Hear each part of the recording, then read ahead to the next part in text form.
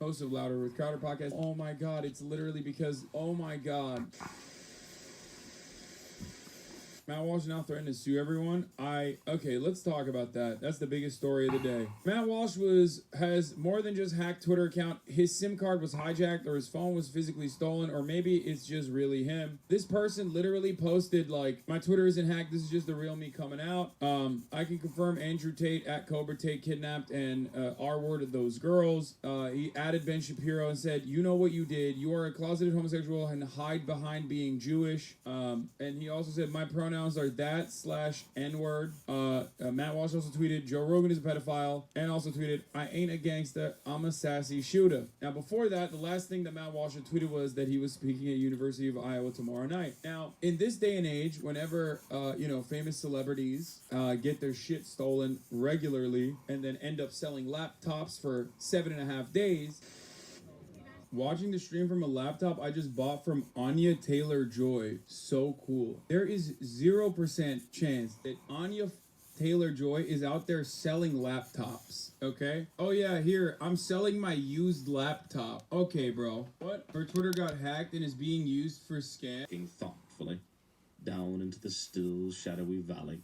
An ordinary-looking little man in ordinary-looking tunic and hose, and a rough brown shoulder cape with its hood turned up over his head. You were raised as a Sindar, Garion. And Sindars are solid, practical men with little patience for such things as sorcery and magic, and other things that can't be seen or touched. Your friend Turnek is a perfect Sindar. He can mend a shoe, or fix a broken wheel, or dose a sick horse. But I doubt that he could bring himself to believe in the tiniest bit of magic. I am a Sindar, Garion objected. The hint implicit in Silk's observation struck at the very center of his sense of his own identity. Silk turned and looked at him closely. No, you aren't. I know a Sindar when I see one, just as I can recognize the difference between an errand and a Tolnedron, or a Kerek and an Algar. There's a certain set of the head, a certain look about the eyes of Sindars that you don't have. You are not a Sindar. Well, what am I then? Garion challenged. I don't know, Silk said, with a puzzled frown. He's been about the area, looking, or so he said, for an old man and a woman and a boy. Said that they stole some things from his master, and that he'd been sent to find them. How long ago was that? A week or so. Oh, I'm sorry to have missed him. I wish I had the leisure to look him up. I can't think for my life, think why, the farmer said bluntly. To be honest with you, I don't much care for your friend. Oh, I'm not over fond of him myself, but the truth is that he owes me some money. I could quite easily do without Vrill's companionship, but I am lonesome for the money, if you take my meaning. The farmer laughed. I take it as a kindness. If you happen to forget that I asked after him, he'll likely be hard enough to find, even if he isn't warned that I am looking for him. You can depend on my discretion, the stout man said, still laughing. I'm got in a loft where you and your wagoneers can put up for night. I'd take it kindly if you'd sup with my workers in the dining hall over there. Well, my thanks to you, Silk said, bowing slightly. The ground's cold. It's been some time since we've eaten anything but the rough fare of the road. You wagoneers lead adventuresome lives, the stout man said almost enviously. We as birds, always a new horizon just beyond next hilltop. It is much overrated, Silk told him. And winter's a thin time for birds and wagoneers both. The farmer laughed again, clapping Silk on the shoulder and then showing him where to put up the horses. The food in the stout farmer's dining hall was plain, but there was plenty, and the loft was a bit drafty, but the hay was soft. Garion slept soundly. The farm was not Faldor's, but it was familiar enough, and there was that comforting sense of having walls about him again that made him feel secure. The following morning, after a solid breakfast, They loaded the wagons with the Toledoran salt-crusted hams and bade the farmer a friendly goodbye. The clouds that had begun to bank up in the west the evening before had covered the sky during the night, and it was cold and gray as they set out for Muros, 50 leagues to the south. Chapter 9. The almost 2 weeks it took them to reach Muros were the most uncomfortable Garion had ever spent. Their route skirted the edge of the foothills through rolling and sparsely settled country, and the sky hung gray and cold overhead. There were occasional spits of snow, and the mountains loomed black against the skyline to the east. It seemed to Garion that he would never be warm again. Despite Dernick's best efforts to find dry firewood each night, their fires always seemed pitifully small, and the great cold around them enormously large. The ground upon which they slept was always frozen, and the chill seemed actually to seep into Garion's bones. His education in the Drasnian secret language continued, and he became, if not adept, at least competent by the time they passed Lake Kamar and began the long downhill grade that led to Muros. The city of Muros in south-central Sindaria was a sprawling, unattractive place that had been, since time immemorial, the site of a great annual fair.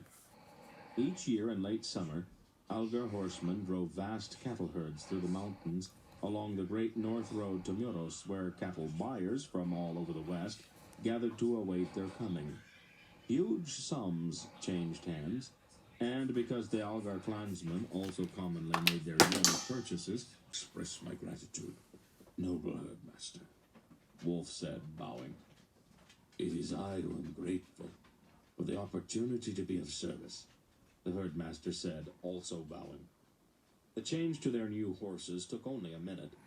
With half of their contingent of Algars leading, and the other half bringing up the rear, they turned and rode back toward the west through the dark, snowy night. Chapter 10.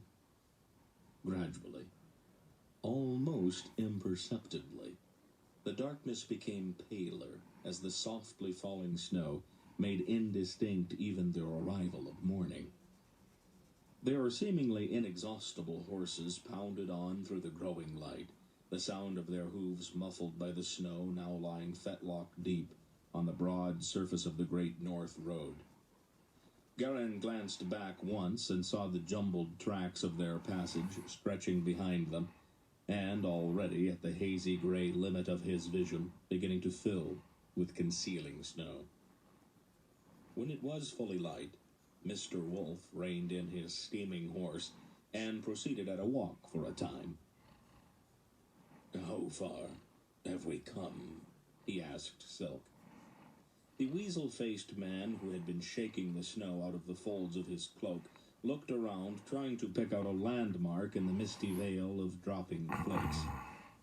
10 leagues, he said finally. Perhaps a bit more. This is a miserable way to travel, Barak rumbled, wincing slightly as he shifted his bulk in the saddle. Think of how your horse must feel, Silk grinned at him. How far is it to Kamar? Aunt Paul asked. 40 leagues from Muros, Silk told her. We'll need shelter. That night there was another Imperial hostel, almost identical to the one they had left that morning. So closely identical, in fact, that it almost seemed to Garion that they had ridden all day and merely arrived back where they had started. He commented on that to Silk as they were putting their horses in the stable.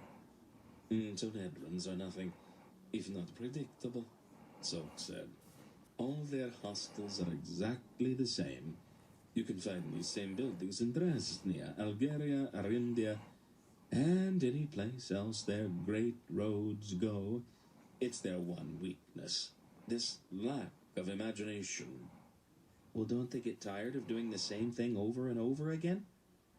It makes them feel uncomfortable, I guess, Silk laughed. Come, let's go see about supper. It snowed again the following day, but by noon Garion caught a scent other than that faintly dusty odor snow always seemed to have. Even as he had done when they had approached Darin, he began to smell the sea, and he knew their journey was almost at an end. Kama'ar, the largest city in Cinderia, and the major seaport of the north, was a sprawling place which had existed at the mouth of the greater Kama'ar River since antiquity. It was the natural western terminus of the Great North Road, which stretched to Baghdad, as he stared intently out through the rippled glass of the window in the room with the tapestries. It's unlikely that the one we're after would stay in Kama'ar for long. Very unlikely. But once we've found his trail, we'll be able to move more rapidly. Now let's get into the city and see if I'm right. After Mr. Wolf and Silk had left, Garion sat for a while talking with Donia, who seemed to be about his own age. Although she was not quite as pretty as Zubret, Garion found her soft voice and huge brown eyes extremely attractive. Things were going along well between them, until Aunt Paul's dressmaker arrived and Donia's presence was required in the chamber where the Duchess of Erat was being fitted for her new gowns. Since Dernick, obviously ill at ease in the luxurious surroundings of their chambers, had adjourned to the stables after breakfast, Garion was left in the company of the giant Barak, who worked patiently with a small stone, raven than anything else. But not quite that either. Is Aunt Paula Raven? Barak's eyes narrowed slightly. I think we are getting to some more of those questions that I had better not answer. I'm going to find out someday. But not today. Come along. I need some exercise. Let's go out into the inn yard and I will teach you how to use a sword. Me? Garion said, all his curiosity suddenly melting away in the excitement of the thought. You are at an age. Well, you should begin to learn, Barak said. The occasion may someday arise when it will be useful for you to know. Late that afternoon, when Garion's arm had begun to ache from the effort of swinging Barak's heavy sword, and the whole idea of learning the skills of a warrior had become a great deal less exciting, Mr. Wolf and Silk returned. Their clothes were wet from the snow through which they had trudged all day, but Wolf's eyes were bright, and his face had a curiously exultant expression as he led them all back up the stairs to the sitting room. Ask your Aunt Paul to join us, he told Garion, as he removed his sodden mantle and stepped to the fire to warm himself. Garion sensed quickly that this was not the time for questions. He hurried to the polished door where Aunt Paul had been closeted with her dressmaker all day and rapped at the door. What is it? Her voice came from inside. Mr. That is, your chamberlain has returned, milady? Garion said, remembering at the last moment that she was not alone. He requests a word with you? Oh, very well, she said. After a minute she came out, firmly closing the door behind her. Garion gasped. The rich blue velvet gown she wore made her so magnificent that she quite took his breath away. He stared at her in helpless admiration. Where is he? She asked. Don't stand and gape, Garion. It's not polite. You are beautiful, Aunt Paul. Yes, dear, she said, patting his cheek. I know. Now where's the old wolf? In the room with the tapestries, Garion said, still unable to take his eyes from her.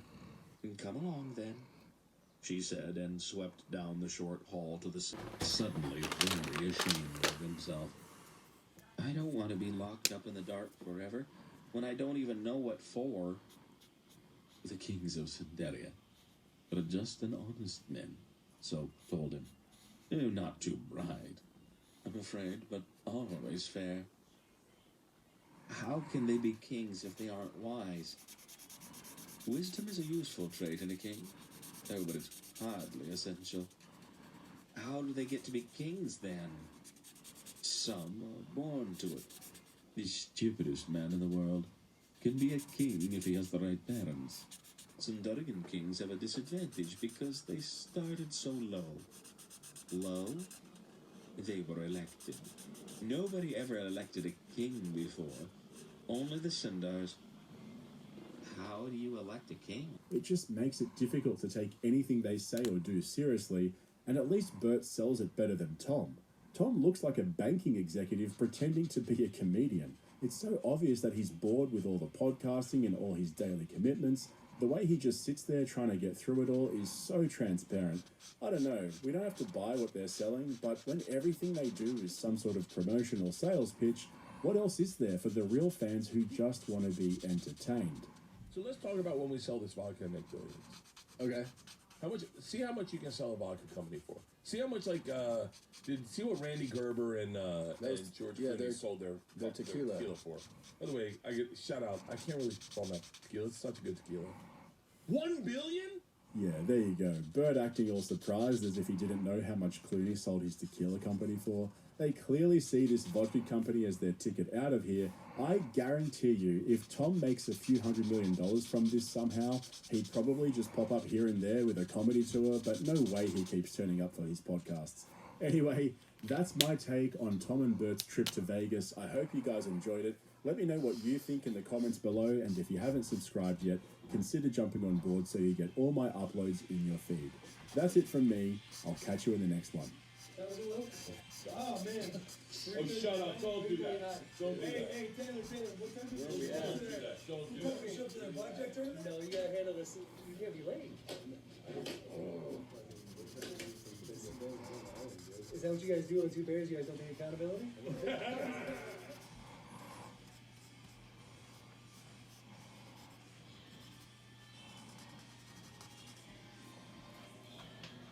By Republicans. Like, Merrick Garland is so desperate to not be viewed as political that he's empowering people who are more than happy to be political. Like, he dropped the ball on prosecuting Donald Trump because he was too afraid of the optics. He dropped the ball on prosecuting Mark Meadows and Dan Scavino because, again, he was too afraid of the optics. And now he allowed a Republican prosecutor to investigate the Democratic president, and lo and behold, that guy used his role to launch a political hit job on him during an election year. It is weakness personified. And Democrats need to learn that you get no points for these useless gestures of goodwill that A, don't get reciprocated, B, don't get you any points, and C, backfire on you over and over and over again. The Democrats and the Republicans are playing two different games.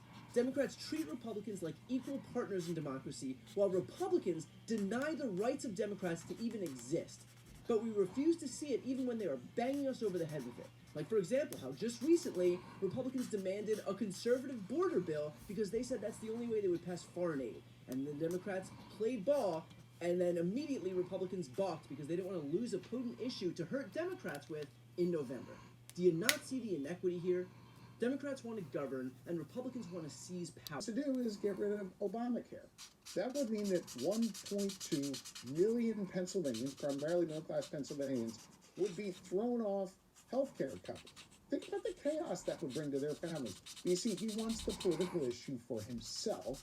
He wants to inject more chaos into the conversation, and so screw all the people that get in his way.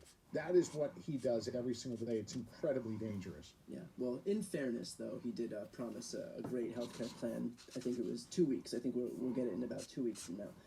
Okay, so let's move over to watch the full interviews with both Chris Murphy and Josh Shapiro. Click the thumbnails right here on the screen, or check out the interviews playlist on my YouTube channel. You can also click the link on the screen to listen to the audio version of this episode, and of course, to see more of my content, the subscribe button's on the